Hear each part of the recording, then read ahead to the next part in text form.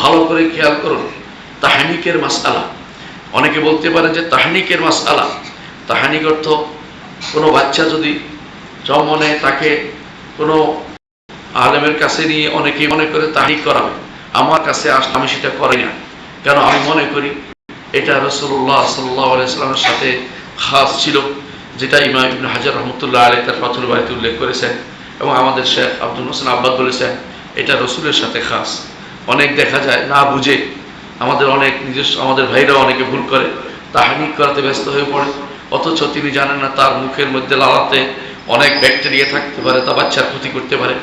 রাসূলুল্লাহ সাল্লাল্লাহু আলাইহি ওয়াসাল্লাম কিয়াস করা উচিত নয়। এই জন্য এই জাতীয় জিনিসগুলো মানুষের একে অপর থেকে এইভাবে তাহনিক করাবেন না আপনারা, বরং এটা রাসূলুল্লাহ সাল্লাল্লাহু আলাইহি ওয়াসাল্লামের সাথে খাস ছিল মনে করবেন, বা তাহনিক করানোর জন্য হুজুরের কাছে নিয়ে যাবেন না, কারণ এটা আসলেই বংশ পরম্পরার সুন্নত নয়, এটা একান্ত রাসূলুল্লাহ সাল্লাল্লাহু আলাইহি ওয়াসাল্লামের সাথে খাস ছিল বলেই বিশুদ্ধ বলে আমরা মনে করি। অন্যরা যদি কেউ করে থাকে যুগে যুগে, তাহলে তিনি ভুল করেছেন, কারণ রাসূলুল্লাহ সাল্লাল্লাহু আলাইহি ওয়াসাল্লাম তিনিই তাহনিক করাতেন। রাসূলের যুগে অন্য কেউ তাহনিক করছে কোনো প্রমাণ আমাদের সামনে আসেনি।